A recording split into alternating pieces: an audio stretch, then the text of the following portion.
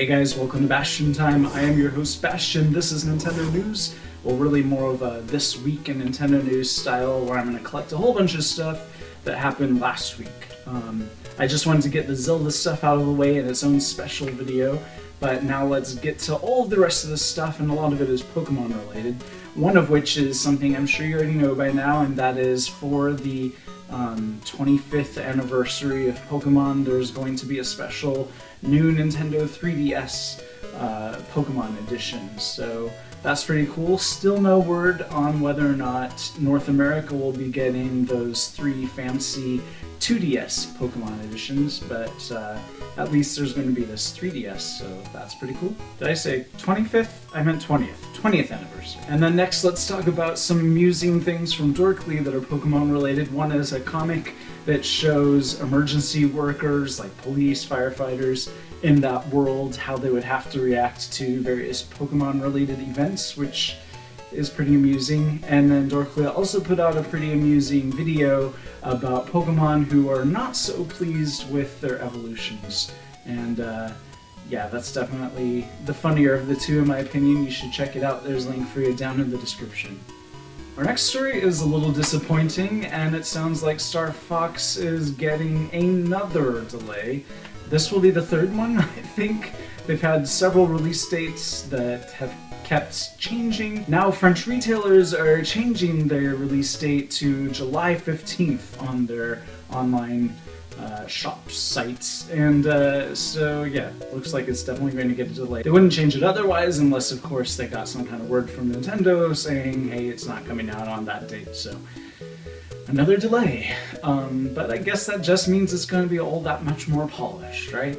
For those of you like me who are completely entrenched in Super Mario Maker lately, there's an amusing patent from 1994 that shows that Nintendo had an idea similar to Super Mario Maker, but it was a console. It was its own standalone console, and it wasn't specifically just for Mario games, but for any type of game at the time.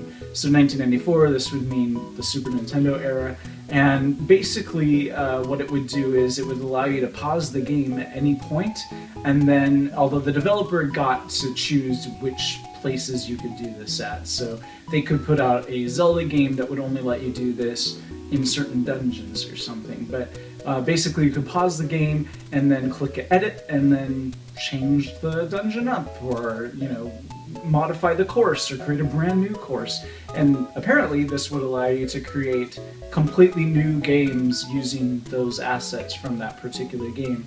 That would have been amazing. That would have blown my 1994 child mind, but alas no, that never came to fruition. A quick little tidbit of trivia is that the Link to the Past manga that came out around when the game first came out, that was released in serialized form in Nintendo Power, that one has been collected recently, and I'm sure many of you have purchased it and read it at this point, and now it sits on the #1 slot on Diamond's top graphic novels, so that's pretty awesome. It's a really good adaptation of the game. I remember really liking it when I was a kid. The next story is something that I swear we've already seen in comic form, but now it's in video form, which I swear already came from Dorkly, but maybe it was somebody else, and then somebody at Dorkly had a similar idea and is now putting out a video, but it is, what if Zelda games played like Fallout games? And so, as you can imagine, all kinds of hilarity ensues.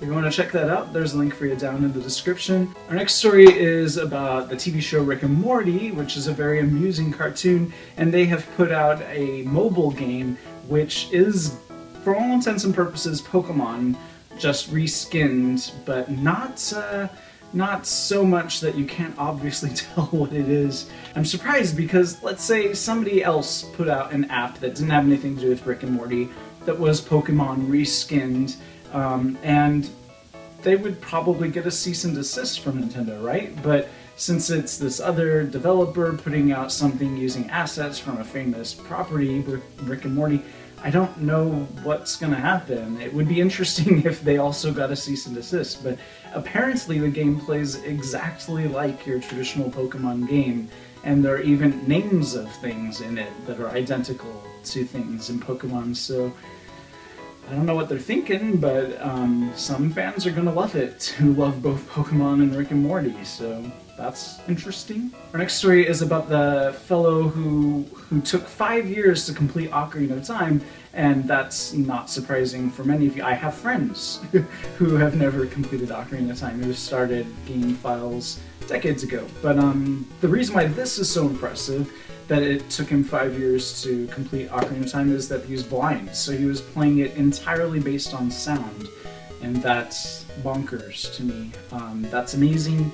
Congrats to him. And that's it for this episode of Nintendo News. See you guys, well, later on this week for I'm not sure yet, but see you then. Bye, guys.